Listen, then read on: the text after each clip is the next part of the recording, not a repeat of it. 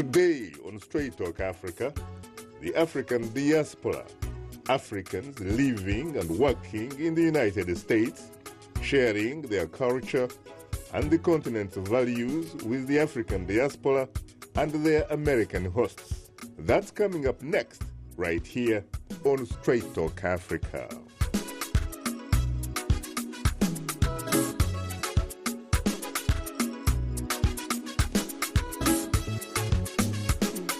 Hello, welcome to Straight Talk Africa. It's Wednesday, March 5th. I am Shaka Ssali. Well, hello to you, Shaka. Hello to you, Mariama. How are you today and ready for the show? Hugely terrific. An all-women show like last week? And of course, as I said earlier, a subject of the Queen of Sheba. Absolutely. Well, hello to all our viewers and listeners on the continent and elsewhere. I'm Mariama Jallo, your social media reporter.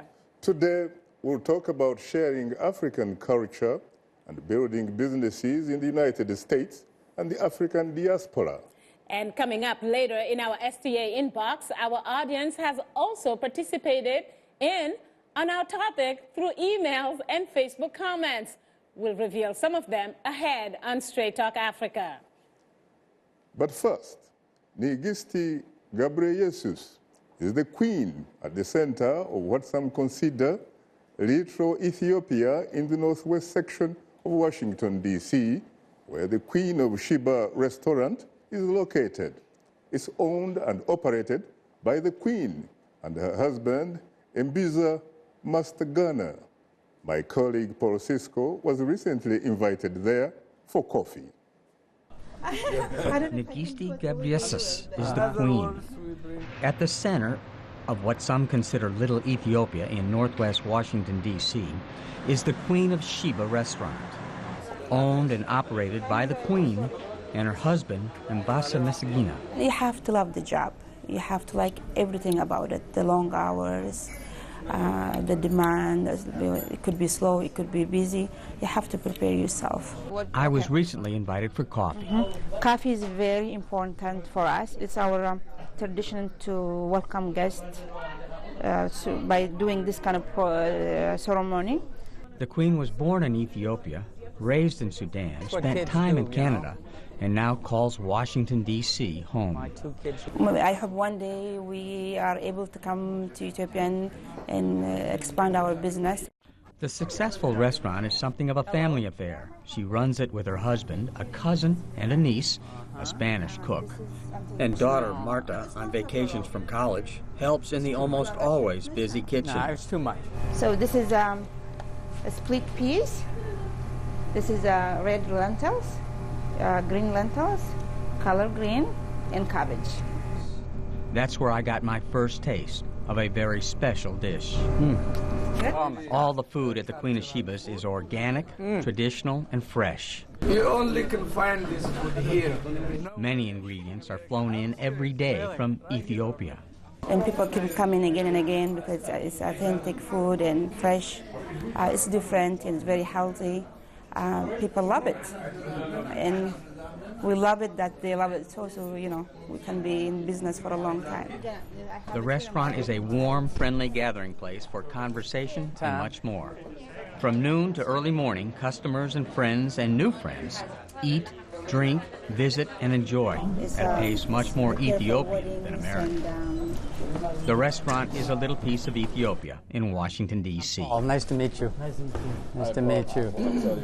I couldn't leave without promising the Queen I'd be returning. You're welcome. Thank you. Want to taste? Well, I have, and I can assure you I'll be back at the Queen of Sheba's again soon. Paul Cisco, VOA News. Thanks, Paul, for that report.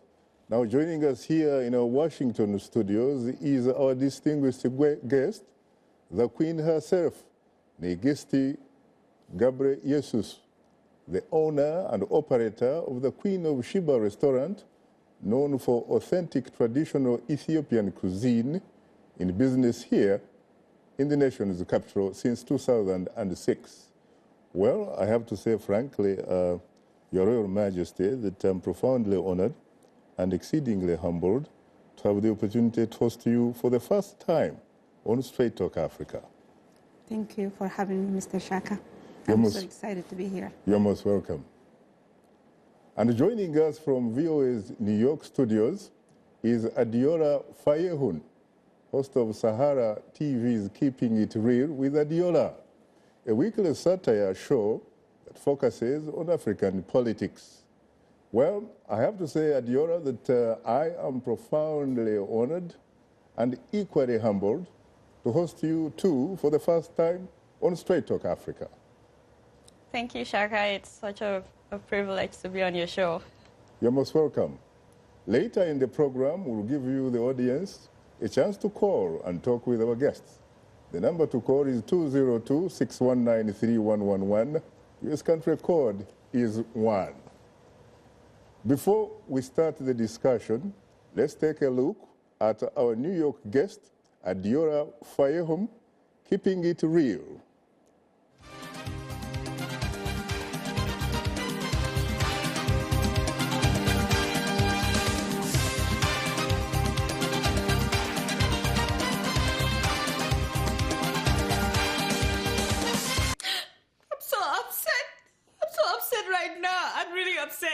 Don't beg me. I say don't beg me.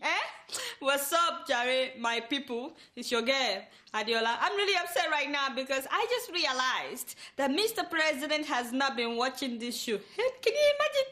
Did you guys see that media chat? Mr. President's media chat. Did you see? I mean, I know the audio was really bad on NTA. Oh my God, it was so bad. I mean, which is why I keep wondering what they are doing with the millions of naira that they are spending on NTA International. But that is not even why I'm upset, yo. I'm really upset because the man repeated so many mistakes that he made in the previous media chat. And remember my review of that media chat now, the one where I gave, in a gentle and friendly way. Yes, that I advised him on how to make it better the next time. Remember? Yes, episode 93. Thank you, Call It The Woe. If you're here to see that episode, go and watch it. Even if the internet service is bad at Aso Rock, at least Dr. Ruben Abati or Dr. Donyo Kupe or even Dr. Reno Makri and what? That one is not a doctor. Oh yes, I heard that he's a pastor in real life. By the way, did he actually forge those documents? I've been hearing. Anyway, but one of them should have downloaded that episode and put it on a DVD. And they should have... Terrific, Adeola. Adeola, how are you able to do this? I'm doing well, thank you. How are you able to do this? You told me that you've been on air since 2011. What is the secret behind your staying power? Your success? Actually, Keeping It Real started in 2012. But I guess the feedback that I get from the viewers is what keeps me going. A lot of people would tell me they stopped reading news about what's going on back home, but then when they discovered my show, they found it entertaining and informative at the same time. So that's how they're able to keep up with what's going on back at home. So that keeps me going. I want people to be informed with what's going on in Africa. Walk us through very, very briefly how you go through the process before you put the show on air. So from the beginning of the week, I start to look for stories. I start to do the research. I'm constantly writing down any story ideas that I come across. I look for stories that you may not find on CNN or on BBC. I look for stories that may be ignored by the mainstream media. And I'm constantly jotting them down. And then for about 2-3 days, I'm doing a lot of research, trying to find all the facts that goes with the story that I will talk about. I have friends now from different African countries. I contact them every now and then that this is the story that I'm hearing from your country. That's after doing my own personal research, and then I get to hear from the people from those countries because I don't just do Nigerian stories, as you're aware. So I listen to their info as well, and then I put everything together to write my script. And then by the middle of the week, I shoot and would start editing until the weekend when the show will actually air. Who is your typical audience? Africans in the diaspora as well as Africans at home. A lot of Africans in the diaspora are watching the show. I get emails from people living in so many countries abroad And also Africans at home are getting to know about the show now. Unfortunately, though, some people are not able to watch it as much as they would want to because of the internet facilities, but mostly it's Africans abroad that are watching. What inspired you, or who inspired you to do that particular show? Actually, it wasn't meant to be a show. I was told to do the news. There was a Ghanaian lady that was doing the news at Sahara TV, but she had to go back to Ghana. So my boss wanted me to do the news because I was doing background stuff at the beginning, camera works and stuff like that. So I said I would do the news on one condition, that is if I can do it my own way, because I feel like news can be boring. So if it's boring to me, the presenter, I don't see why anybody would want to tune in. So I said if I can make it interesting, if I can enjoy it, maybe other people would enjoy it as well. So I tried to make it funny and to make it fun. And I enjoy shooting, keeping it real. And I'm surprised that people actually enjoy it as much as they do. Sometimes when I get the email, sometimes when I see the number of views, I'm surprised because I never thought I would have more than 100 views. I see. Let me come to the Queen herself right here next to me. First of all, how did you come to choose the name of your restaurant, Queen of Sheba? Well, it's funny because my mom gave me the name Nigista Azieb. I just cut the Azieb part, which is has been told that Queen of Sheba, her second name. So my mom called me, she named me Queen of Sheba from the beginning. So Nigista, in fact, I gather that Nigista is queen. It actually means queen. Yeah, Azieb is Queen of Sheba, yeah. She has a few names, the queen herself, so I was lucky. And what about Gabriel Jesus? That's my last name, and my father's name is Burhani. And is it in some way, shape, or form associated with Jesus? Yeah, Gabriel is always, because we are Christian, Orthodox, usually we take the Jesus, Gabriel Mariam, Gabriel Jesus, so yeah, it is associated with that. Who is the typical client for your restaurant? Oh, it's everybody. We have most of the Africans, we have Westerns, Orientals, Indians, everybody comes there. Everybody comes there? Yeah, Americans, yeah. What is the secret behind your success? Because I've been there a couple of times and I always find it full to the brim, really. Well, I guess we're lucky and we work day and night without taking any breaks, or sometimes like a few years without taking vacations. And we work hard. We enjoy our job. That's our biggest secret, I guess, enjoying what you do. And I love to cook. I love to socialize. And so my husband, it's the same thing. What do people specifically like about your restaurant? Because a lot of people come to your restaurant. And yet there are so many other similar restaurants across the city here. Yeah, it is. We have a lot of Ethiopian and Eritrean restaurants around. Well, I guess the environment, we're very friendly people, and we have good food. And it's like everything about it. You meet everybody there. It seems like you are in the United Nations somewhere. So almost everybody can come there and feel very comfortable because you will find people who look like you and talk your language and stuff like that. So a United Nations of sort, you said? What about the African Union? Of course, it is the African Union plus the United Nations together. Very interesting. Very interesting.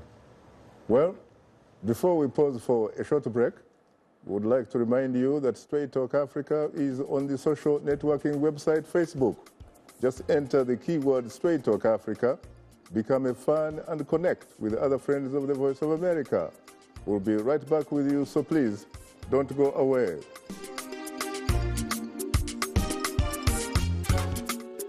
The Queen of Sheba restaurant was founded in Washington, D.C. in 2006. It's known for authentic traditional Ethiopian cuisine. The restaurant is named after the legendary Queen of Ethiopia. Its goal is to be a place where the community can enjoy a good meal, relax, and enjoy the native Ethiopian culture. Among the traditional cuisines served are the garden tips, which is beef short ribs sautéed with onions, tomatoes, garlic, and jalapeno peppers. The Queen's Misto is a lamb combination platter featuring Alicia Fitfit curried lamb stew mixed with spices and injera bread. The Atkilt is a vegetable stew made with carrots, potatoes, cabbage, red peppers, and onions. Today's youth are not just the next generation of African leaders, they are today's leaders. And this is the time to invest in them, today, not tomorrow. So let's connect, let's engage with each other on issues that will transform our societies. Innovation, leadership, entrepreneurship, things that you're doing to move the continent forward, to make you the greatest generation that Africa has known. It's Up Front every Wednesday, 17:30 UTC, right here on The Voice of America. This is Straight Talk Africa on The Voice of America. What is your opinion about today's topic? Call us at 202-619-3111. U.S. country code 1. When you call, remember the following. Ask only one question. Keep your comment brief and turn down the volume on your radio or television. Now let's return to Straight Talk Africa. Thank you very much, Esther Gizui. Let me come back to you, Nigisti, or Queen, in fact, to put it even better, because after all, that's in fact what it means. Yeah. I gather that you also do other businesses. You have other businesses. Yeah, I do. Can you talk very briefly about them? Yeah. Well, my friend and I, we have a cleaning business. We do like big buildings. We clean, deep cleaning. Yeah, so that's what we do. Most people like you and me, when they come to America, they think about professional employment.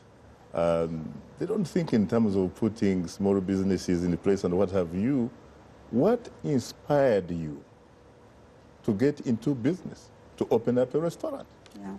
Well, it was always my dream to open my own business. I didn't think I was going to open a big restaurant. I always had a dream to open like a little coffee store or something like that.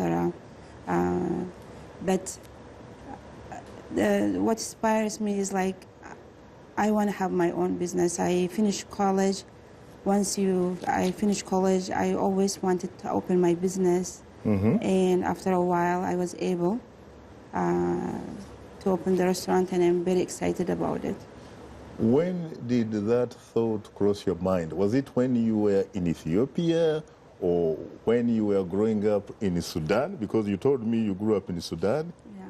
Or when you relocated to Canada, because you also lived in Canada before coming here. Yeah. Well, it was always in my mind since I was a child. My family, they run their own business. Like, in a village, they have their own little restaurant or cafe or something like that. So I grew up with my aunt when I was in Sudan.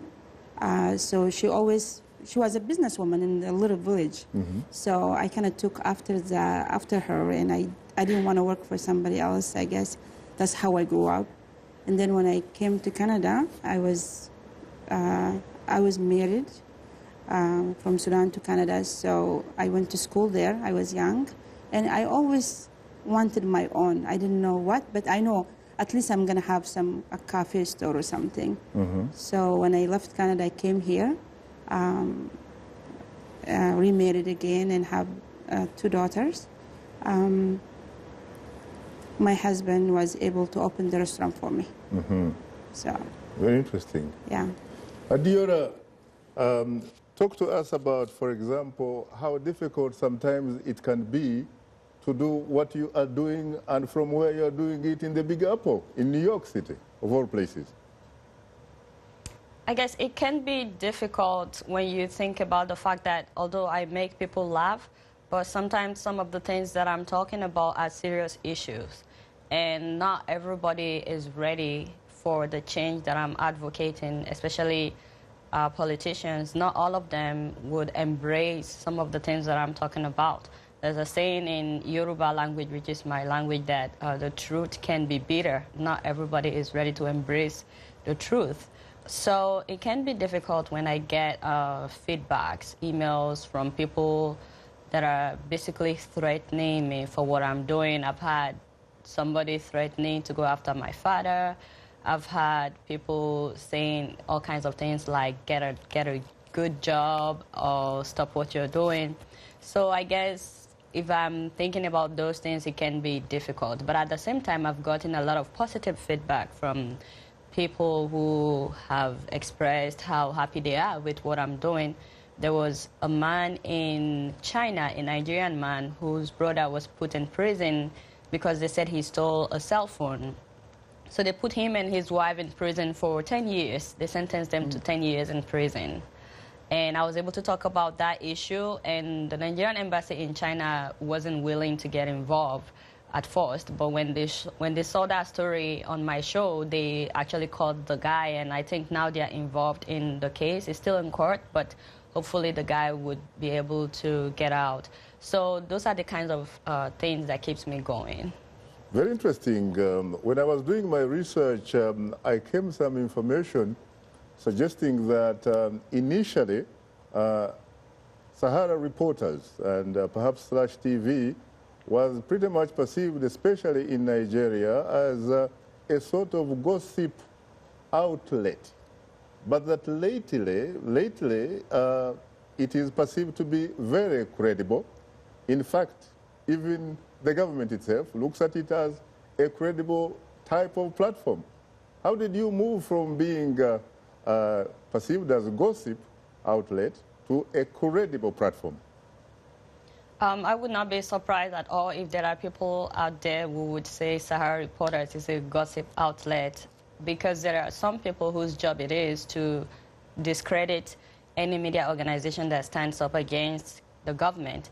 You should know that Sahara Reporters started in 2006, and it's a platform by citizen journalists, actually, to stand up against corruption practices in the Nigerian government and also branch into other African countries now. So when a media outlet like that springs up and they're talking about so many corruption practices going on in Nigeria, you won't expect the Nigerian government to embrace an outlet like that. But time and time again, Sahara Reporters has proven itself to be legit, to be credible. And I guess that's why, according to your research, that's why now it's seen as a credible media source. Talk to us about the business side of your organization, because you definitely have to pay for the space that you use to operate from. Who sponsors you, for example, or how do you make your money? So I said earlier that Sahara Reporters started in 2006, but SaharaTV and the radio started in 2011. I mean, the TV started in 2011, and then the radio station started after. But one way Sahara Reporters have been able to continue to do the work that is doing is majorly through foundations, grants from foundations, from the Ford Foundation as well as Omidyar Foundation, which is owned by the owner of eBay.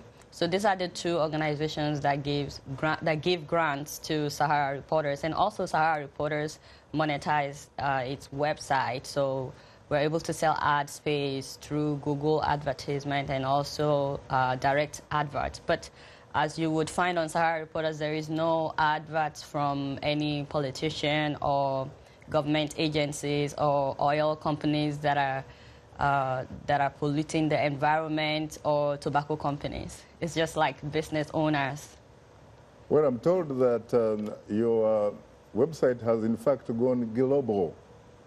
Can you give us some kind of estimate, a sort of a ballpark figure of the audience that you reach so far, at least each month?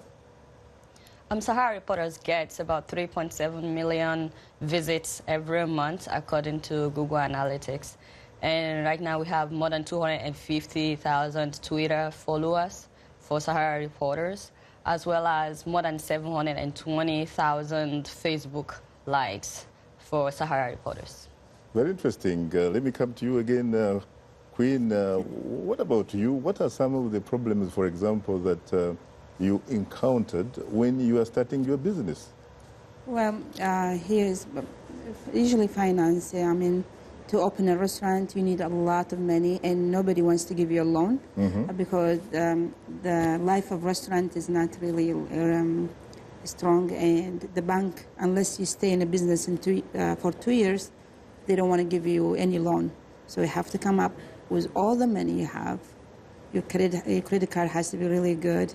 Nobody wants to give you a loan, so in order to open a restaurant, you have to have all the money on hand. I thought that there was a facility from the government of the United States which helps minorities who are trying to start some businesses. Nothing when it comes to the restaurants. Really? No. What about I don't know. What about the other business that you do? Well, it depends where you are. If you are in a hub zone where there's like a disadvantaged area, you have to apply. After you are being in a business for a long time, it depends which area you are located. But reality, you have to come with your idea, with your finance, with everything about it. About how many people do you employ? In the restaurant, about maybe day and night, about 10, like daytime, about 3 or 4 people we have. Evening, about, it depends from the weekend or weekdays, so it differs. We have about maybe in total about 15 in the restaurant. In my other job, it depends how big the job is. We might have like 20 guys and or more than that or less. Tell us a bit about how it feels to be independent, to do your thing, not to have a boss, and in fact to create opportunities for other people. Well, it's hard to say not having a boss because your customer is your boss. Yes. I mean, how is your customer your boss? There are a lot of people, especially in Africa, as we talk now, who may not understand exactly what you're saying, talking about. Yeah, exactly. I mean, if your customer is happy, you'll be successful. If one customer is unhappy, he might tell like 10 people tells another 10, it becomes 100, and that's how you become, you know, it kind of ruin the business. So you have to please your customer. In America, customer is right. So we have to do everything to make the customer happy. He can be sad or mad or anything. We have to be pleasant when anybody comes to your door. You have to serve them with care, with respect. So, talk to us about something you'd consider to be your single most important decision. And as far as business is concerned? As far as business is going on my own and just to create something for my family and have that guts to do it. I mean, when I was opening the restaurant, most people say restaurant is not going to be successful, it's going to be very difficult to have a family, this and that, it's really challenging. But I had it in my heart, and my husband was so supportive, and we were able to open it, and I am the happiest woman. I'm like, no regret whatsoever. What about the single most regrettable decision so far? So far, I have none. I mean, I have no regret whatsoever. Really? No. All your investments have panned out fine? Yeah, I mean, it's in business, it's up and down. It goes with the economy. If the country is not making money, I'm not going to make the money. So I just deal with it. And I don't go and spend a lot of money.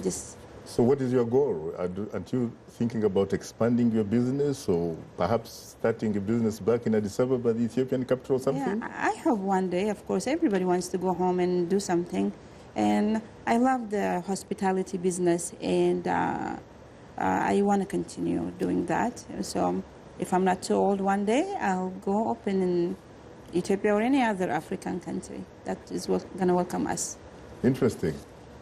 You are tuned into Straight Talk Africa. We'll have more of our discussion in a moment. But first, here is Mariama Jaro. Take it away, Mariama. Well, thanks, Shaka. Still to come, we'll reveal some of the fantastic feedback we've received from our audience through social media. But now, here is our letter of the week from a fan who responded to our question of the week. Akampurira Baker from Uganda writes, two key cultural factors are language and marketing. Translating your core marketing and operational materials may seem simple at the outset, but the message must be targeted to the specific language and culture. Marketing is important because perceptions at the deepest cultural levels may have repercussions on overseas marketing. For example, the taste for fast food in America may not be appreciated in cultures where meals are supposed to be leisurely and relaxing.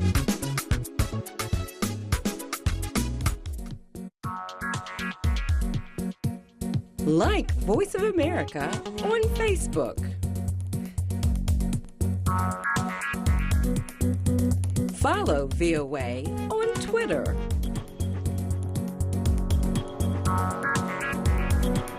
Join VOA on our YouTube channel.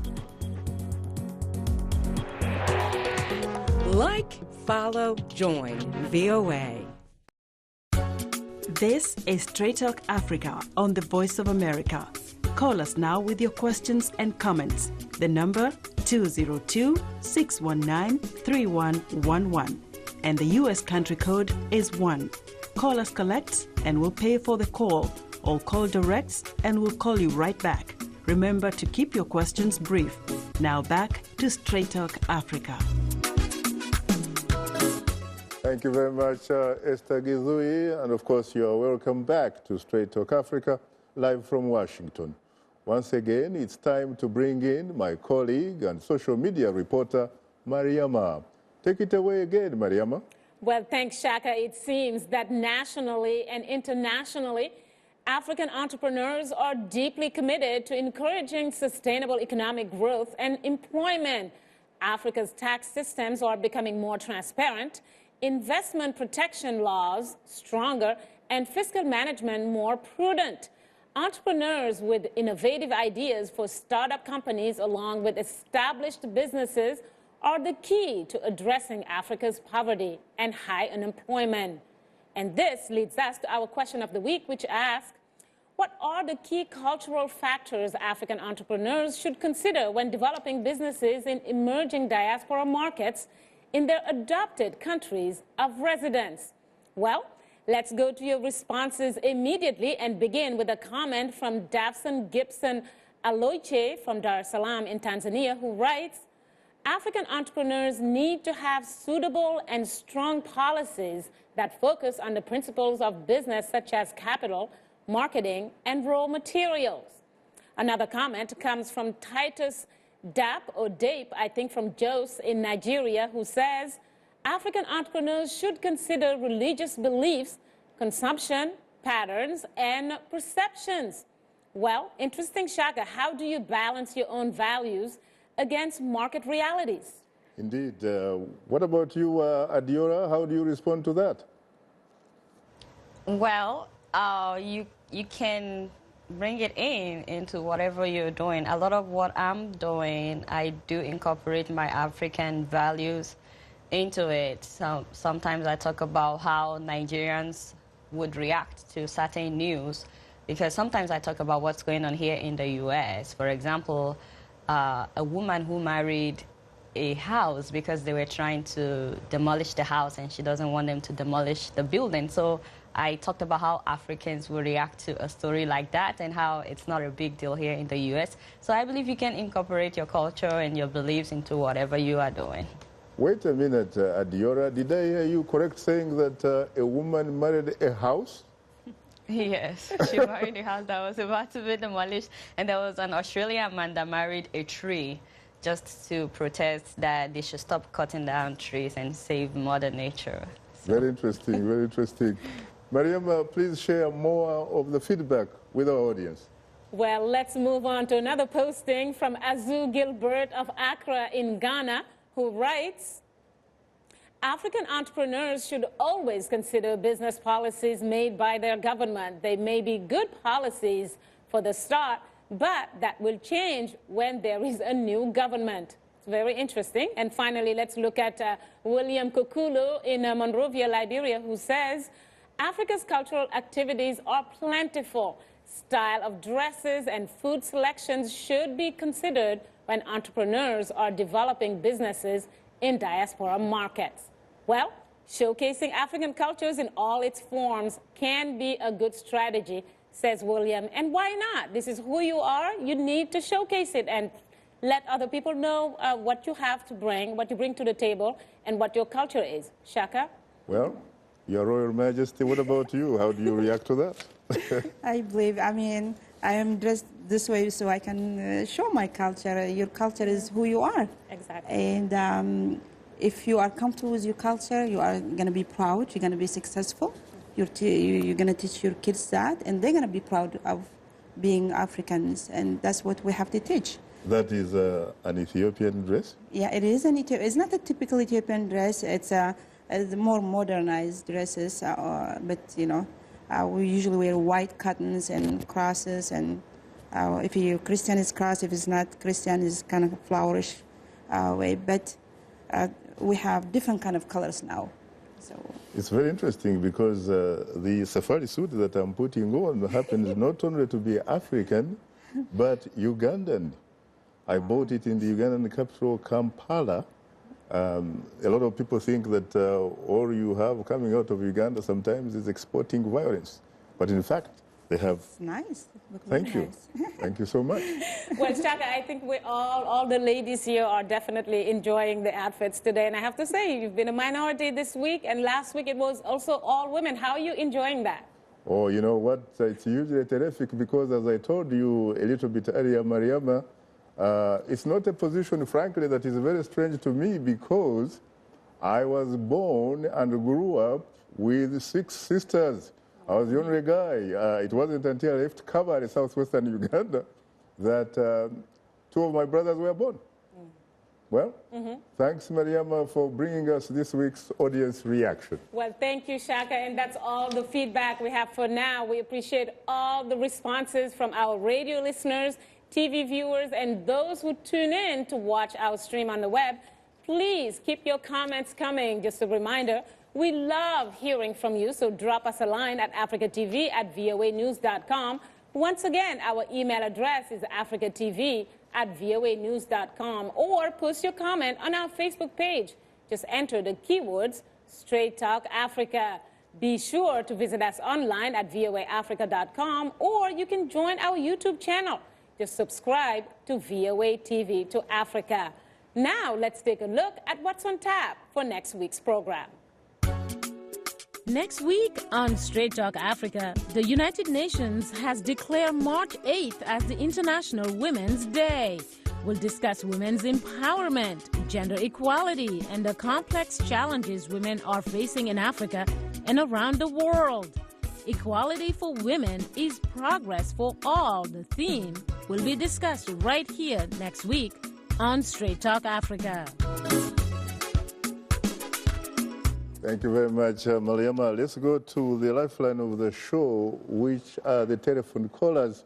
And let's go to Patrick from Nigeria. Good evening, Patrick. You are most welcome to Straight Talk Africa. Good evening, Mr. Shaka. Good evening, madam. I am hugely terrific, Patrick, and as you can see.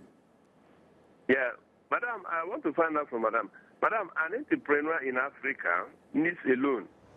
What will he or she do? And this entrepreneur doesn't have the collateral, to get this loan. And research work has shown that many investors are running away from coming to Africa to invest. What do you expect us to do? Because looking at the business environment, there are certain factors that affect business. Technology, demography, political factor, culture, economic factor that affect business. Thank you very much. Have a pleasant day. What about that, Queen? I didn't get the first question. He says that doing business requires loans and that kind of stuff. What can they do, say, in Africa to access loans? Coming here, is that? Over there, where he is. Well, I'm not sure how it works there, but I guess in every country, if you don't have the money, I think it's very difficult to open any business.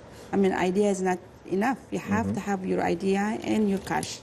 I hear you. I can also add, Patrick, by the way, that the last time I checked, Nigeria is expected to be having more than 23,000 multimillionaires by 2017. And as I talk, you have anywhere between 15,000 to 16,000 married millionaires in Nigeria.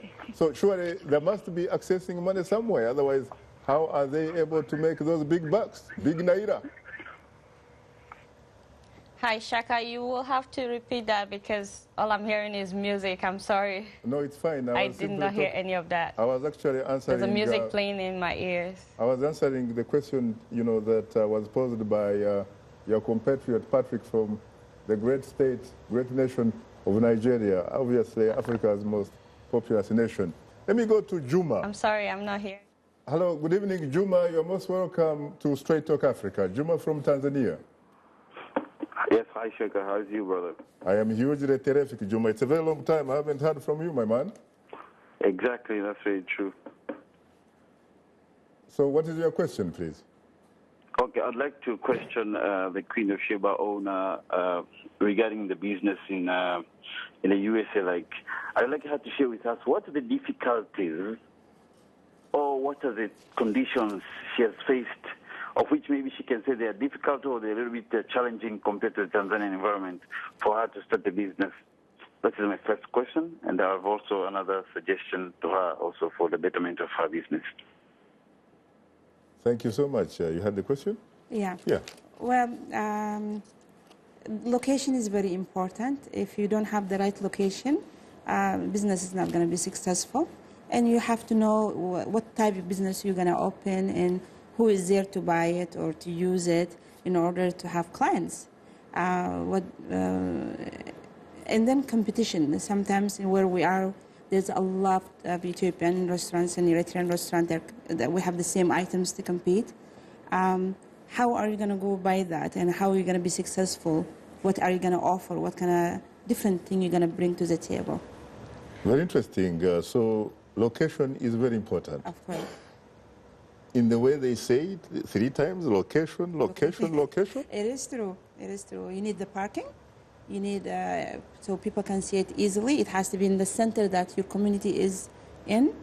Because when our community comes to the restaurant, the other follows.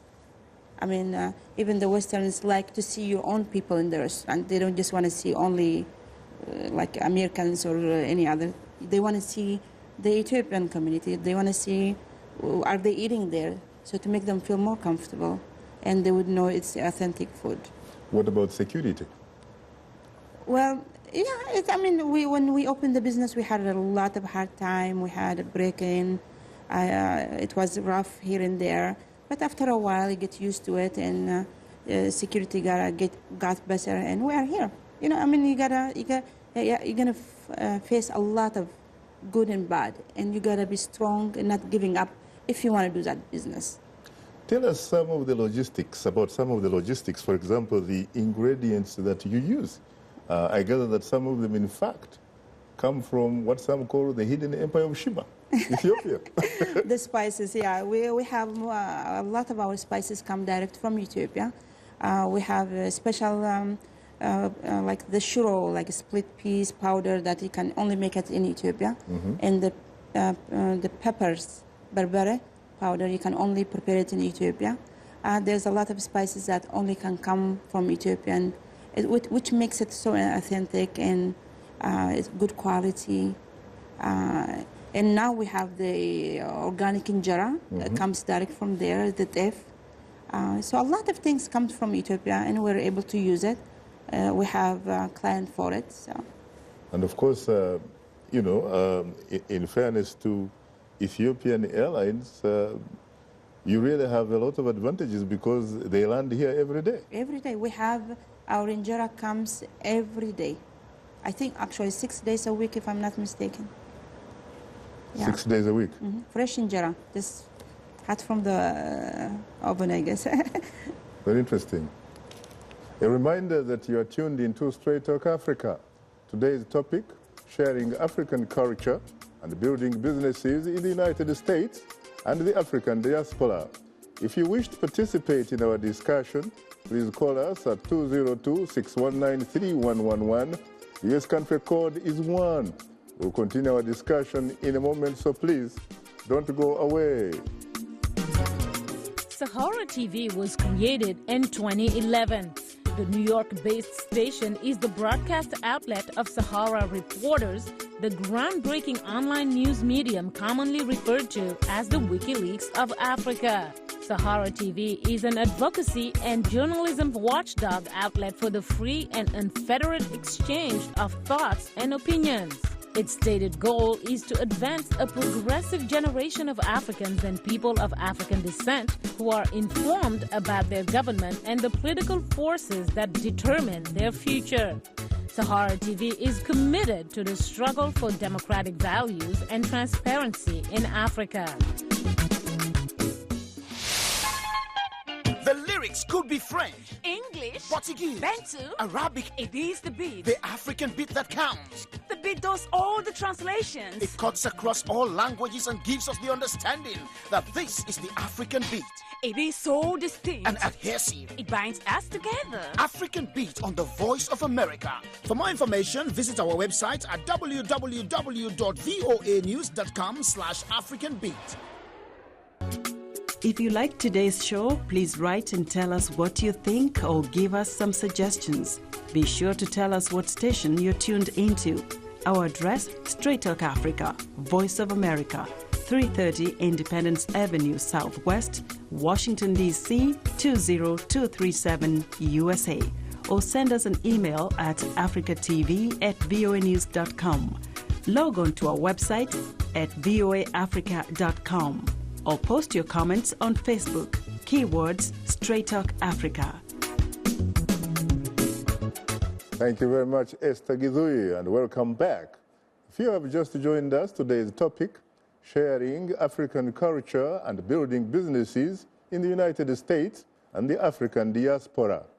Our distinguished guests are the Queen herself, Nigesti Gabreyesus, the owner and operator of the Queen of Sheba restaurant, known for authentic traditional Ethiopian cuisine, in business here in the nation's capital since 2006. And joining us from VOA's New York studios is Adeola Fayehun, host of SaharaTV's Keeping It Real with Adeola, a weekly satire show that focuses on African politics. I have to say, Adeola, of course, and the Queen of Sheba herself, that once again I'm profoundly honored and exceedingly humbled to have the opportunity to host the two of you on Straight Talk Africa. Thank you. We're honored to. Thank you. You're most welcome. Now, Adeola, I gather that we were experiencing some technical difficulties, but I'm glad to know that you are back. Thank you. If I were to ask you the same question that I asked the Queen a little bit earlier, what would you say, at least so far, has been the single most important decision that you have made in your business? I guess not backing down in the face of fear is a decision that has brought Sahara Reporters to where it is right now. I'm sure that you're probably aware of the fact that Sahara Reporters has been sued several times by government organizations or politicians who do not like what the website is about. But the fact that the website kept going, that's why it is where it is today. And personally, I think regarding my show, I would say the best decision is just to keep going, because when I started, I wasn't getting any positive feedback at all. All I was getting were negative feedbacks like, oh, why are you faking your accent? People used to tell me I'm trying to use a British accent. And I'm like, I've never lived in London. Why would I want to fake a London accent? But I kept going. At that time, I wasn't getting too many views, and I wasn't getting any positive feedback. But I kept going, and at some point, people started to like the show. And it's funny because the same people that were saying negative stuff at the beginning are now saying positive things. So it's quite interesting what can happen when you keep doing what you believe in, regardless of whatever anybody says. Well, of course, as they say, the world is not static, it is dynamic. How do you deal with that type of negative criticism, for example? Because I run into a lot personally. I get, in fact, overwhelming positive reaction. But like today, I ran into a very, very negative criticism from somewhere in the United Kingdom, saying that I am incompetent, saying that I mumble, saying that I don't seem to know, in fact, what I am talking about, that, in fact, I shouldn't be on air broadcasting out of Washington. How do you take that kind of criticism? I can't believe you're even saying all this. Well, I guess when you are when you're in public, when you're on air, you should expect all kinds of feedback. You should expect not everybody would like what you're doing, and not everybody would hate what you're doing as well. It's actually very good to get all this negative criticism, to get all these feedbacks that are negative, because it helps you to do better. If everybody is telling you you're doing great, something is wrong. If all you're getting is just, oh, great job, great job. So it's necessary for people to be able to tell you the truth. Now, there are some constructive criticisms that I've gotten in the past. People telling me, oh, maybe your show will be better if you do this. That's being honest, and I've been able to change in some ways. I still have a lot to work on regarding my show, but there are some that have just the aim of putting you down, and you can't allow that to get to you. When I see emails like that, I laugh, and I make sure I respond to them. I just say thank you. Like recently, someone had sent me an email about how the Nigerian president is the best president we've ever had, which most people would say no to that. I as well. So I responded, I said thank you, but he didn't expect that I would reply at all. So he came back sounding softer but he called me a fool in the first email. And then the second email, he's starting to say nice things. And that was because I responded by saying thank you. So I don't shut people off. They're expressing their opinions. I'm also expressing my opinion on the show. So everybody is welcome to express their opinions. And, you know, I'm always up for a dialogue. Let's talk about this. Let's reason together. But at the same time, I don't let the negative feedbacks, I don't let that get to me, and at the same time, I don't let the positive feedbacks get to me either, because the same people that are praising you today, if you mess up tomorrow, they will come after you. So I'm in between. I'm not moved by either the positive or the negative feedbacks. I'm just trying to do my job, and I'm trying to put in my best in my job. What about some who say that the way you sound is not really a reflection of what they consider to be, quote-unquote, international standards, that you sound African? Is there anything wrong in sounding authentically African? I am African, so I should sound African. There's nothing wrong with me sounding African. But when I started the show, I started talking more with Nigerian accent, and that has really become part of me. Now I speak more with a really thick Nigerian accent. Not that I was not speaking with Nigerian accent before I started the show, but since I started the show, I feel like people enjoy when I speak Nigerian accent more, and now I'm like so used to speaking with the Nigerian accent. But I am African, and I'm not sorry for the way I sound. So long as you're able to understand what I'm saying, people who don't have African accents, I think they still have accents too. If you're an American, you have an accent, you have the American accent. That's not how we sound when we speak English where I'm from. So you have an accent, just like you think that I have an accent. And also, I would like to say that regarding the person that sent you that email, I'm sure you probably get emails like that. I think you're doing a terrific job, and keep doing what you're doing. You're a wonderful presenter. Profoundly honored for your compliments, Adeola. What about the single most regrettable decision so far? Most single regrettable decision? Yeah. I don't know what that would be. I am a kind of person that believes that every experience can be a lesson, so I don't think I have any regrets. Maybe there are things that I would do differently, I don't know, but every disappointment is a blessing. That's what I believe, because I'm a Christian. So I may have made mistakes in the past, but somehow I know that it can all work out for my good. So I don't think I have any regrets. Terrific, terrific. Let me come to you, the Queen. I always talk about, and very proud, frankly, of being a citizen that, of course, owes allegiance to the state, and therefore you know, you are free, you have a constitutional right. But I tell you, I did surrender the citizenship today and became a royal subject to the Queen. You're too kind, thank you. Tell us a little bit about the future. What is your goal? My goal is, I have 3 beautiful daughters. My dream and hope and goals is they are going to be successful. Whatever they do, I'm going to be supporting them. If they want to be in business, they want to be working, anything they choose. My goal is always to be in business, and I hope when I age, I'll be still managing my own business. Is it restaurant, cleaning, whatever? God is going to give it to me, and I'm going to be happy about it. As this young lady said, regret, you learn from your regret. And if you're able to learn from your regrets, you're not going to make many mistakes. And mistakes is part of life. Mm-hmm. You do mistakes, you correct it, and you move on. Now, you talk about having 3 daughters. Is there any of them who is interested in following in your footsteps? I think the second youngest one is, her name is Sarah. She's 11 years old.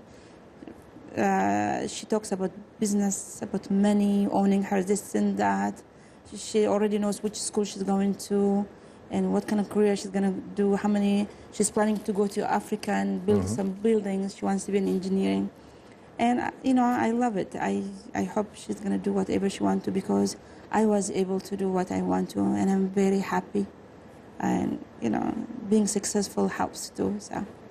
Queen Sheba, if you were to talk to us from the deepest, better part of the bottom of your royal heart and soul, any advice for a small girl down there in Africa to follow in your footsteps? What do they need to do in order to succeed, like you have been able to succeed so far? Well, now it's getting easier. When I was born in a village in Ethiopia, in Tigray, and I was adopted by my aunt and married at a young age without my will. What age? At what age did you get married? 14? 14. Really? Yeah, it was arranged marriage. You know, like most African girls are faced to.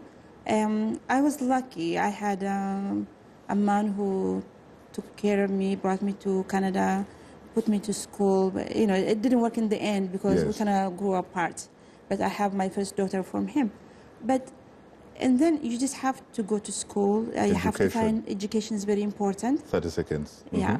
I mean, your parent, you have to convince your parent. I know some African tradition, maybe education is not that important. But it is the key. It is the key. If you go to school, you are able to do anything you want. Education is the key. You don't have to leave the country. You can be in your own country and go to school. Girls, go to school. Go to school. In don't Africa. Get married at you young become age. Somebody. Well, on that note, thanks to our distinguished guests, the Queen herself, Nigisti Gabriel-Jesus, the owner and operator of the Queen of Sheba restaurant here in the nation's capital, and Adeola Fayehun, host of SaharaTV's Keeping It Real with Adeola, who joined us from VOA's New York studios. Thanks to our affiliate stations, along with our viewers and listeners, we thank you for tuning in. For many of our Voice of America radio affiliates, Learning English is coming up next, and tomorrow morning's Daybreak Africa with James Bate.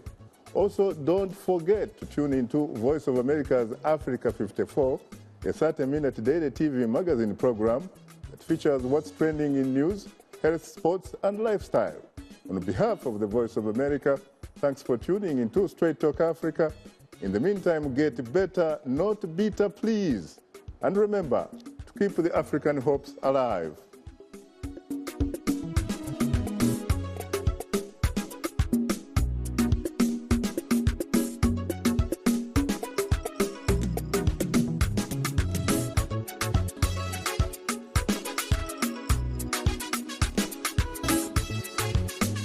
I'm Manila Neck. From English with Manny and Maury, this is VOA.